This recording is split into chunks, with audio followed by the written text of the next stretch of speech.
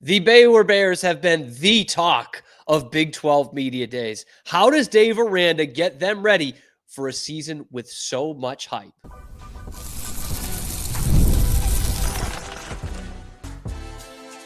You are Locked On Baylor, your daily podcast on the Baylor Bears. Part of the Locked On Podcast Network, your team every day. Welcome in, Bears fans, to another episode of Locked On Baylor, part of the Locked On Podcast Network, where it's your team every day. I'm your host, Cam Stuart of ESPN Central Texas and the Cam Show on YouTube. Joining alongside, we're back on a Wicker Wednesday, Sydney Wicker from the second house that Jerry Jones built, the star in Frisco for Big 12 Media Days. We will hear from Dave Aranda on the mindset going into this season. We'll hear some pretty inflammatory remarks from Brett Yormark talking about this conference and its future, and Dave Aranda once again talking about the biggest impact players going into this 2025 season for this Baylor Bears team. We start where we start. Sydney is out there on the scene, boots on the ground, the entire Big 12 there. Sydney, let me ask first question. Have you had the unfortunate, luck of seeing the Kansas State mascot's forearms yet? I have. It's kind of weird. It's a weird costume.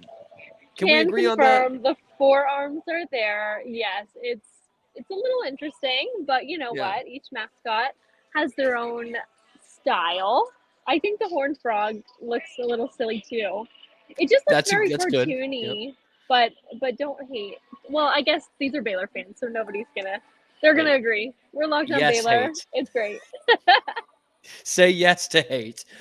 So it's day one, Big 12 Media Days. That's always the most exciting. That's always the most going on. So, Sydney, before we get into what Dave Aranda talked about, just lay it on me. What is the talk of Big 12 Media Days today? What's the vibe been? Yeah, the vibe's been so fun. Actually, since I'm here right now, I'll just give you guys a little look. This is the stage where everybody's been on here. You can see media all hanging out. So it's been so fun. The vibes are great and they're so high. This is what we call in the media is talking season, where we've got nothing else going on but stuff to talk about and just kind of picture. So now we're finally putting full pieces together, really starting to gear up for the season. And I think it's been so fun. Dave Aranda just took the stage not that long ago. He talked a lot about this season, where the team's mentality's at and their expectation. Everybody talks about the expectation that Baylor has, and Dave Aranda doesn't seem scared by that at all. He just seems locked in, if you will. And he's just truly, it just seems like the energy's high with this program right now, and that was really felt across the board. Yeah, it is kind of interesting with this conference always. We've talked about it all offseason long about how Baylor should be one of the favorites, and they certainly are one of the favorites. And where it gets weird is the fact that there's like 4 number ones, and that's just not necessarily the case in some of the other major conferences. But Baylor, with, as we talked about ad nauseum, brings so much back, especially on the offensive side of the ball. The hype is through the roof. Dave Aranda, as Sydney said, spoke to that this morning. What is it like mentality-wise to go into this season with the kind of hype that this Baylor team has? Let's hear from Coach Aranda. Our returners to have gone through it and in big moments, accomplish the thing that they set out to do, to make the play or to be in position and knock the ball down or to get a sack or to make a touchdown or whatever it is. There's a grounded confidence now, and it's a whole different way of being. Whereas prior, you're trying to prove it, you're trying to show it. Is it there? I believe it is, but is it there? And now to know that, we are that guy. I am that guy. I think that's a way, way different thing. And so leading from that space kind of can put you in more of an attack mode and more of a go take it mode. And so I think the hunger comes from that. I have a feeling, Sydney, that Baylor could be in kind of the perfect space here, in that, yes, there is hype, and folks like us have talked about it all off season long, that there should be some hype.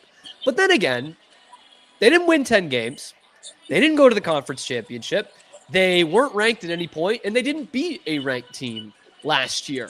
So having said that, is that how this coaching staff kind of keeps them, he used the word grounded, but maybe even just hungry going into this season? Yeah, I mean, hunger was brought up a lot today, just like needing to have that hunger. They don't need that hunger. They started that hunger last season. It's just time to eat right now. And I feel like that's really what he's talking about. The groundwork has been laid. They did the job, they started the momentum. Like, it's only a place to build off of. And I think that's really what the Baylor Bears need to focus on is how do you build on this, and you have to execute that. So that's huge. I think Dave Aranda really said it well. He's like, we want to be those guys. We're those guys. We want to be the ones that are Yeah. talked about, and we want to be that way. So the hunger is kind of easy when you have that niche and that place to build off of. And it is, worth noting too that historically Baylor is not often in the position where they are kind of there are programs that are used to that, right? And Baylor's not one of them. Oklahoma is used to that, Alabama is used to that, Michigan is used to that of being at the top of the conference going into the year and knowing they're getting everybody's best shot. Baylor isn't used to that. And we've talked about it a few times in this offseason of like they typically don't do well when they go into a season with expectations. And fans commented all the time. We talk about the hype, like, no, we want them to be the underdogs. Baylor is at its best when everyone is counting them out. So you kind of touched on it in that last answer, but are we in a position where Baylor should be like the latter? Like they should be going in as underdogs. Like they haven't gotten to that point yet as a program where they really revel in and are comfortable with being the hunted. I feel like underdogs is just like not giving them enough justice from what they've done. So I don't want to necessarily say underdogs, but I think they're kind of in that mid tier right now. Like everybody's like, okay, Baylor, like show us what you got. Like nobody, I think, is doubting this Baylor team or they're not sneaking up on anybody. Yeah, they're not sneaking up. But the respect is still there to be earned, and I think that's something that Coach Aranda kind of alluded to a little bit today. He was like, we're here to put respect on our name and to continue that. He said that this is the most depth of any team he's ever been a part of. So he knows the guys in his program and is confident in what they have to build off of. But I wouldn't say underdogs is what fits them. I think they're that mid-tier right now with still a lot to prove. Yeah. That depth comment is surprising for two reasons. One of which, early last season, he said, we don't have any depth.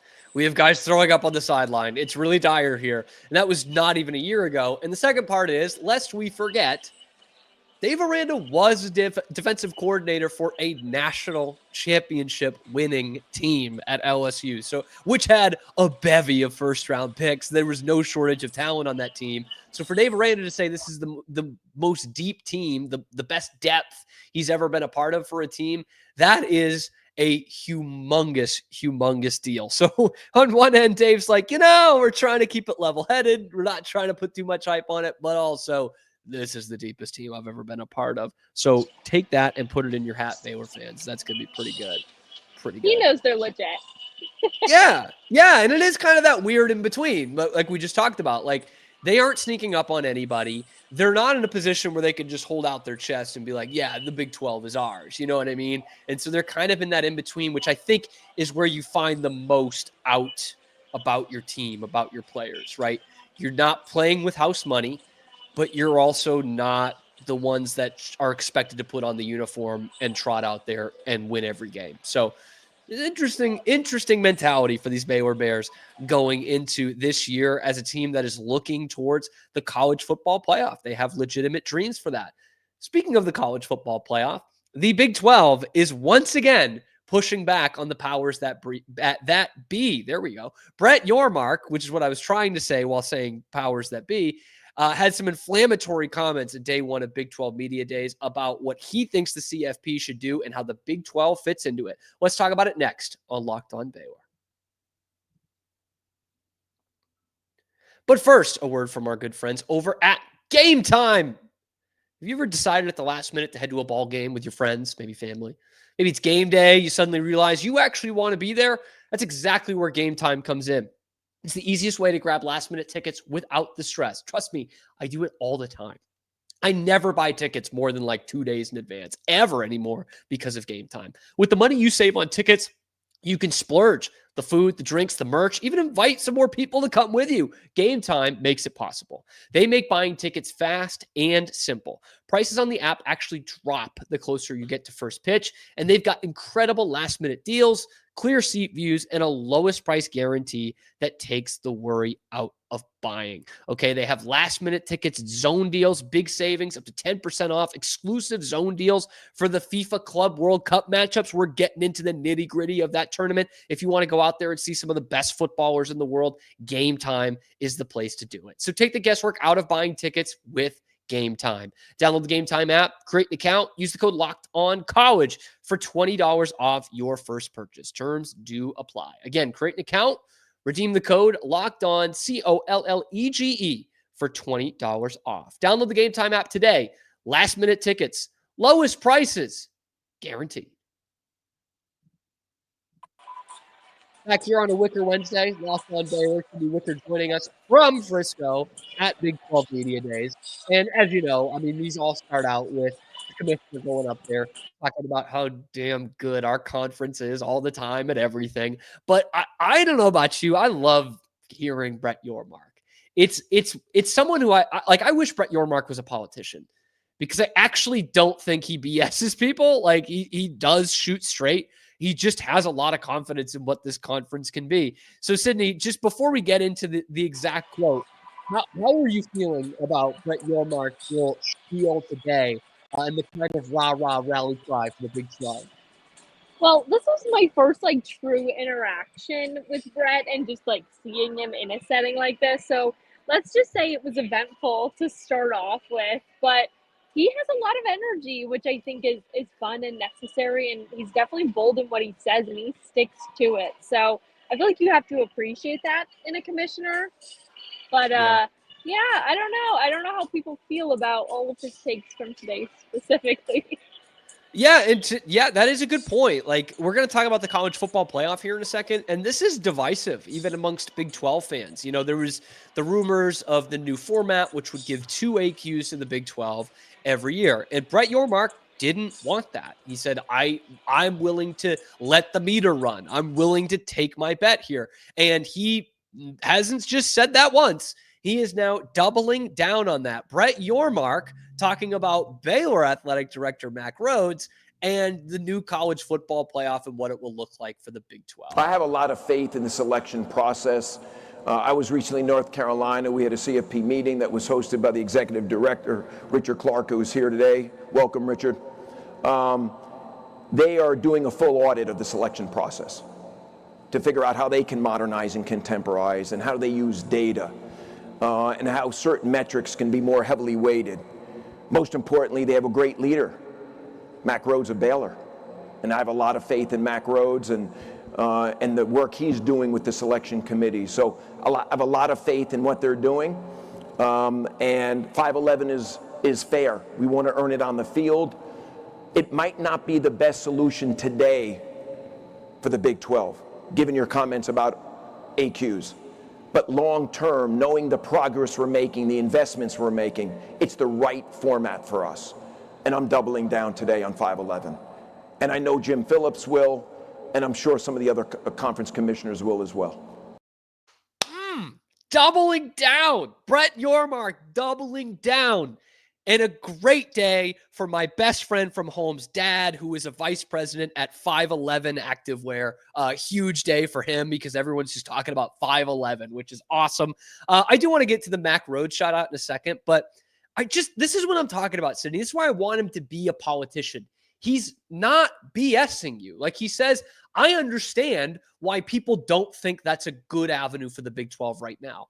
And there are some rumors that some of the ADs in the Big 12 don't think they want the 2 automatic qualifiers. And he says, you're not going to be able to see it right now. But the vision that we have for this conference, and saying it without saying it, but the future of the ACC, we like our chances at getting more than 2 bids in the future. So I just want your reaction to that. I know, you're someone who's been around other conferences quite a bit, specifically the SEC. You've been boots on the ground in the SEC, and it doesn't look great right now for Big 12 to just have 3 college football playoff teams every year. But that view to the future, that Brett Yormark has, do you think that is a huge gamble? I don't feel like it's a huge gamble. I think it's like he has a vision for it, and a lot of people agree with this. I mean, when I covered Mike Leach at Mississippi State, he had talked about how there's a way you can fit 64 teams in a college football playoff run, and you can make it look like March Madness and do it at Jeez. that stage. So I've heard the most outrageous things when it comes to that. But I think people want more. And something he alluded to is just college football has never been better than where it's at now. Why don't we build on that and expand it more? And that was a comment he said a lot today. He thinks the Big 12 is at one of the best spots that it's been at. So if this conference is growing and at a really good spot, then why don't we give more opportunities? He said that this is what makes it fair. If you want to make it fair, give more opportunity for competition. I mean, look at what the Big 12 has done recently. We've seen so many overtime thrillers. Like the Big 12 is what you turn on at midnight and you're sitting on the edge of your seat, can't go to sleep because you're watching BYU and Colorado go head to head, or two teams that just like fight it out in a midnight thriller, and it's always something. And I think he brought that up a lot today too. When the competition level has never been better and we're seeing some of the best, why not give more opportunities to that? Yeah, he also called it the deepest college football conference in America on day one of Big 12 Media Days, which is it the best? No, but it's tough to argue with him. It's pretty deep. It's going to be very competitive. And it is, again, that look towards the future. You know, we kind of talked about it on our Big 12 Baylor crossover on Monday's show, which was, you know, the money might be drying up at some point here, just with the mega deals that are being thrown out, specifically at the Big Ten and the SEC. Yeah, obviously, those conferences are always going to make a ton of money, but the TV media rights deals, it's just not going to be like what it was 7 or 8 years ago. And maybe that does even out the playing field over time to a place where the Big 12 can put 3 or 4 teams in a 16-team college football playoff. So I love that kind of conviction that Brett Yormark comes at it with, and I believe him. I actually do, which is not what I could say about most of commissioners or ADs. But speaking of that, he shouts out Mack Rhoades right away, you know, a big part of the college football playoff committee. You know, I know you've had some interactions with Mack, you know, through some of these media availability, Sydney and Baylor fans. We've known him for a long time at this point. It seems like he is one of the guys that you want leading the way in the Big 12. You know, like Kirby Hocutt, Jamie Pollard, not Mark Harlan, some pretty good, strong ADs. But Mack Rhoades has done it at a couple of different places in a couple of different conferences. He really does seem like one of the figureheads of this conference. Is that what you're getting based off that shout out and kind of what we hear around today? Sorry, I have to unmute myself. Yeah, it's so loud in here. I'm trying to mute myself just for those watching, because then I just feel like it messes with the audio. So from your standpoint as a viewer at home, I'm trying to look out for you. Going back to your question, Cam. I will answer the question. I think he's like such a level-headed guy. Like he represents not only Baylor, but just so much in the conference and college football and college sports really as a whole, that having a guy like that is just, it's really important. And for him to represent Baylor and to get that shout out from the commissioner, I mean, that's huge. That shows the work that he's doing and that he's putting in to put whatever kind of best efforts they can in moving things forward, and the growth of the sport, the conference, whatever. It shows that there's effort and initiative there.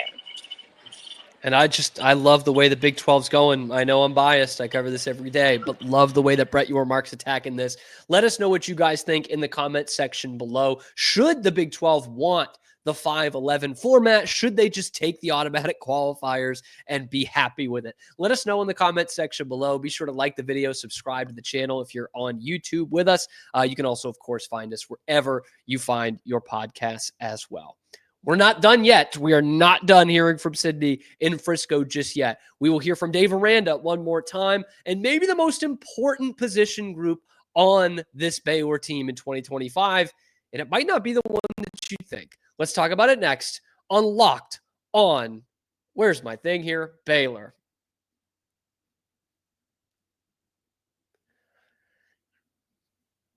Running it back here on Locked On Baylor on a Wicker Wednesday. Sydney Wicker boots on the ground at the Star in Frisco. Got to hear from Dave Aranda today.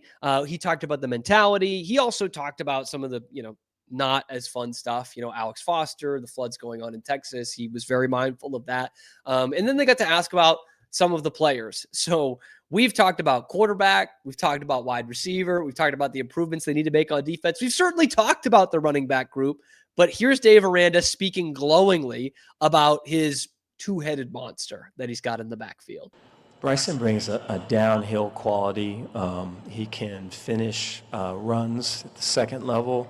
He's got great vision, and so there's an RPO read component to the majority of our runs. So the line's kind of firing out on Monday, and then on Wednesday he's able to kind of see the cut or see the crease or see the lane, and he doesn't miss very many of those. And so he makes his cut and he's off and going downhill. So there's a great separation between the play starting and the run occurring, and he uses that to his advantage. I think Dawson Pendergrass is one where there's a great patience, and he's slippery.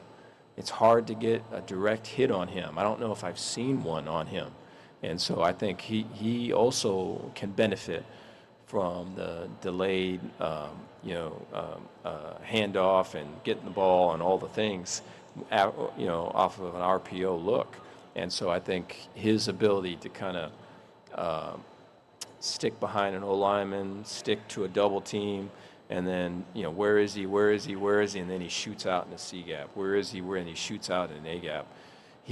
There's plenty of clips of him doing that. And so I think his best is yet to come. He's put on weight. He's the biggest that he's been. He's going to be more durable than what he's been in the past. I think his understanding of the offense has improved. And so I think Bryce and Dawson really feel really strong about a really effective 1-2 punch, and kind of is the heartbeat of our team. I saw a picture on Twitter this week, and it was the 07 Arkansas backfield, which was Darren McFadden, Felix Jones, and Peyton Hillis all in the same backfield. That won't ever happen again in the transfer portal era. You won't get 3 legit NFL running backs in the same backfield at the same time. But looking at it now in this portal era and how Dave Aranda just described it, Sydney, is this like if you were to build a running back room in a lab, it feels like these would be the 2 guys you'd come out with. Yeah, the effective 1-2 punch in the heartbeat of this team. I was like, yes, Aranda, give us something. Love that. Yes. No, totally. Like, we've talked a lot about Dawson and definitely a lot about Bryson, but these 2 guys, they're just such a dynamic duo. And we have a powerhouse offense that we've talked about so much. Having these guys be leaders and characters that can help build on that too is huge. And I think that's something that Aranda really pointed out there, is that these guys, they're effective in a lot of different ways, and we're going to see that. Plus, can we just talk about him calling Dawson slippery? That was the perfect verbiage there. Like, he is slippery. He finds ways to just move through, and it's so fun to watch. So it's definitely slippery. Yeah. Yes, it does. It does feel like it makes a ton of sense, by the way.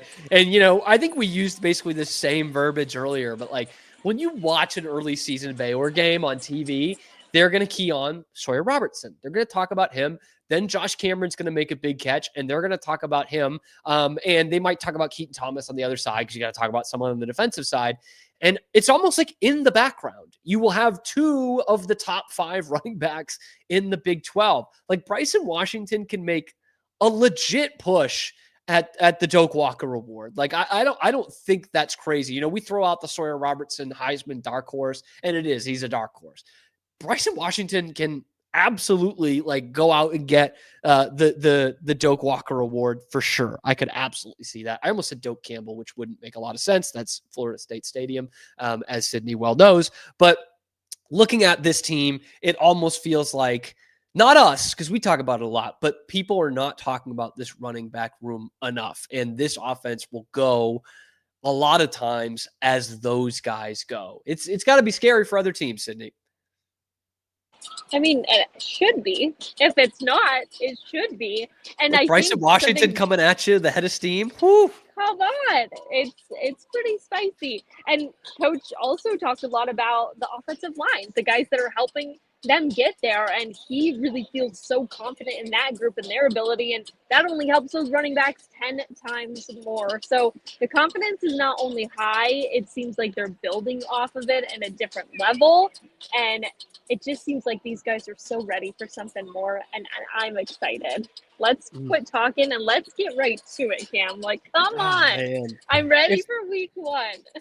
If there's one thing media days will do to you, it will be like, can we fast forward through the rest of July and through August? Like, let's get lined up on the field. You're just getting another month afterwards of just nothing after this, which is not the way. Almost 2 months after this that you just get absolutely nothing.